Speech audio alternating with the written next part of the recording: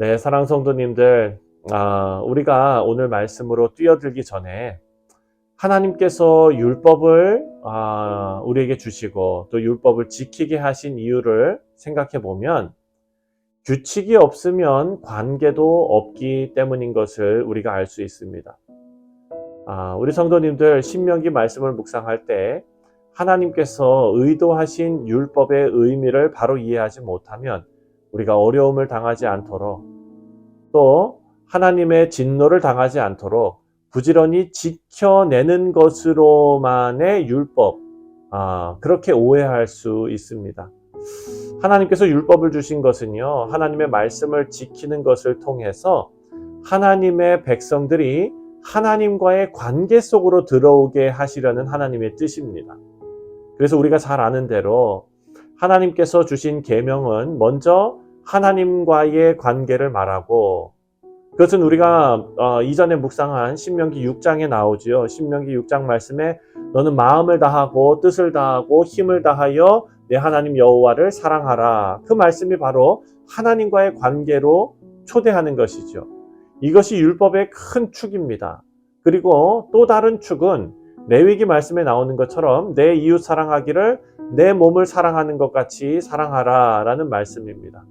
그래서 이것은 수직적인 관계와 수평적인 관계를 우리가 늘 생각하면서 율법이 단순히 하나님께 혼나지 않으려고 지키는 것이 아니라 하나님과의 관계 그리고 사람들과의 관계 속에서 이 말씀을 지키는 것이 가져다주는 하나님의 백성의 정체성을 드러내는 것, 여러분 이것임을 우리가 꼭 생각해야 합니다. 이런 배경을 가지고 오늘 본문을 살펴보면 하나님의 언약 백성들이 이웃과의 관계 속에서 꼭 실천해야 하는 원칙이 나옵니다.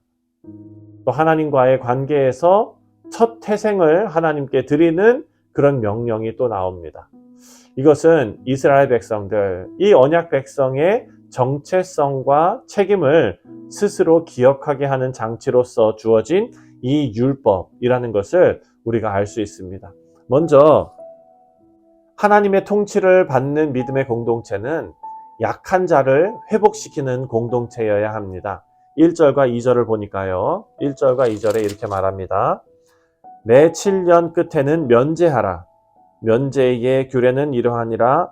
그의 이웃에게 구워준 모든 체주는 그것을 면제하고 그의 이웃에게나 그 형제에게 독촉하지 말지니 이는 여호와를 위하여 면제를 선포하였음이라. 아멘. 여러분, 이 말씀은 레위기 25장에도 언급되는 말씀입니다. 가난한 사람이 빚을 갚을 길이 없을 때 안식년이 되면 빚을 면제해 주어야 되는 것입니다. 그런데 이것은 하나님의 언약 백성인 이스라엘 백성에게만 해당이 됩니다. 그러니까 이방인들에게는 빚을 면제해 줄 의무가 없는 것입니다. 이방인들에게는 해당이 되지 않습니다. 3절을 보니까 이렇게 말합니다. 이방인에게는 내가 독촉하려니와 내 형제에게 구워준 것은 내 손에서 면제하라. 여러분, 이것이 인간의 수평적인 관계에 대한 하나님의 뜻이라면 믿음의 형제들뿐만 아니라 이방인들에게도 동일하게 적용돼야 될 텐데, 이 율법은 이렇게 말합니다. 이방인들에게는 독촉하고 형제들에게는 면제하라 라고 가르칩니다. 이유가 뭘까요? 세상 사람들에게 하나님의 언약 백성이 되는 것이 얼마나 소중한 것인지를 지금 보여주고 있는 겁니다. 우리 사랑하는 성도님들, 우리는 하나님의 언약 백성으로 믿음의 성도가 된 것이 얼마나 소중한 것인지 알아야 합니다. 그리고 하나님의 언약 백성이 누리는 영적인 풍성함으로 세상 사람들을 초대해야 합니다. 오늘도 우리 영적 풍성함으로 하나님께서 찾으시는 영혼들을 품으시는 우리 뉴욕 상실 장로교회 복된 성도님들 되시기를 주님의 이름으로 축원드립니다. 여러분, 계속해서 7절부터 10절 말씀을 보면 이렇게 서로 돕는 일에도 규칙이 있습니다. 빌려주는 사람은 자신이 그 돈을 못 받게 될 것을 계산하지 말아야 되고, 또 돈을 빌리는 사람의 어려움을 잘 헤아려서 인색하지 않도록 하라라고 명령합니다. 그 중에 8절 말씀을 보면은요, 이런 말씀이 나옵니다. 반드시 내 손을 그에게 펴서 그에게 필요한 대로 쓸 것을 넉넉히 구워주라. 여러분, 하나님의 말씀에는 약속이 있죠. 이렇게 넉넉하게 구워줄 때 10절에 약속이 있습니다. 10절에 너는 반드시 그에게 줄 것이요 줄 때에는 아끼는 마음을 품지 말 것이라. 이로 말미암아 내 하나님 여호와께서 내가 하는 모든 일과 내 손이 닿는 모든 일에 내게 복을 주시리라. 아멘. 여러분, 빌려주는 사람은 내가 이 돈을 빌려주고 어떻게 돌려받아야 되지? 혹은 이자를 어떻게 받아야 되지? 이런 것 고민하지 말고, 또 빌리는 사람은 그 사람의 형편을 먼저 생각하라는 것입니다. 빌리는 사람의 생각, 빌리는 사람의 형편, 그것을 빌려주는 사람이 생각하라는 거예요. 이것이 복을 받는 길이고 형통한 길이다라고 우리에게 약속하고 있습니다. 그런데 사랑하는 성도님들, 이 본문 말씀을 우리가 잘못 해석하면 오늘을 살아가면서 우리가 쉽게 돈을 빌리고 또 빌려주고 또 못 갚을 때는 아무 거리낌 없어도 된다. 이렇게 빌려준 사람도 돌려받으려고 하면 안 된다. 이런 말씀으로 우리가 받으면 안 됩니다. 하나님의 백성들의 가장 중요한 삶의 자세는요, 하나님을 의지하고 하나님께서 허락하신 우리 생업에 충실하고 성실한 것입니다. 그래서 우리는 되도록이면 빚을 지고 살지 말아야 합니다.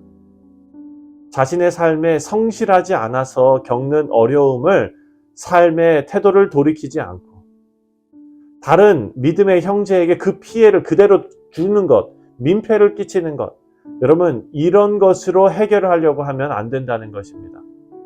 하지만 최선을 다해서 살아가는데 정말 극단적인 극심한 가난을 겪는 경우도 있지요.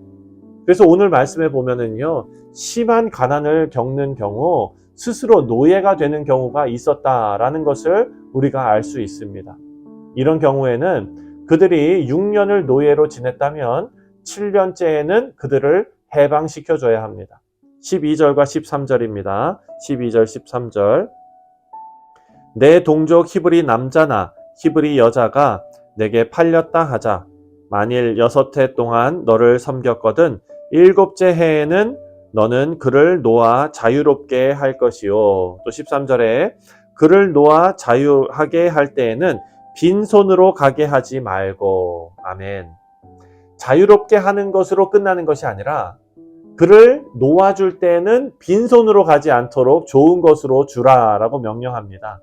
다시 말해서 그들이 자립할 수 있도록 도와주라는 것입니다. 하지만 이들이 노예로 남고 싶어 한다면 그들을 받아주어야 됩니다. 노예로 남고 싶다는 의미는 여러 가지 이유로 6년이 지나도 삶이 나아지지 않을 수도 있고요. 자립할 수 없는 상황일 수도 있습니다. 근데 6년이 지났다고 바로 내치지 말라는 것이죠. 이때는 송곳으로 귀를 뚫어야 하는데 이것은 평생 주인과 함께 하겠다라는 징표가 된다는 것입니다. 우리 사랑하는 성도님들, 우리는 하나님으로부터 서로 사랑하라 라는 엄청난 명령을 받았습니다. 그런데 이 명령의 시작이 어디인지를 우리가 알아야 제대로 하나님의 명령을 지킬 수 있습니다. 이 명령의 시작은 어디냐면 바로 거룩입니다. 하나님께서 우리가 부족한 존재이지만 거룩으로 우리에게 초대하셨습니다. 우리에게 거룩하라 라고 명령하셨어요. 하나님의 백성에게 거룩한 백성이라는 지위를 주신 것입니다. 예수님의 의의를 덧입은 우리는 이제 계속 성화되어야 하는데요. 그리고 제일 중요한 것은 성화의 삶, 성결한 삶의 모습이 눈에 드러나야 한다는 것입니다. 성령 하나님께서 우리 안에 역사하셔서 우리 내적 변화를 통해서 우리의 인격이 변하게 하시고 그 변화된 인격은 오늘 본문에 나오는 대로 사랑을 실천하는 모습으로 드러나야 한다는 것이죠. 우리 사랑하는 성도님들, 오늘 하루가 우리 모두가 성화되는 그런 성령의 역사가 나타나는 하루가 되시기를 간절히 바랍니다. 그리고 그 성령의 역사가 사랑을 실천하는 모습으로 우리 모두에게 나타나시기를 주님의 이름으로 축원드립니다. 기도하겠습니다.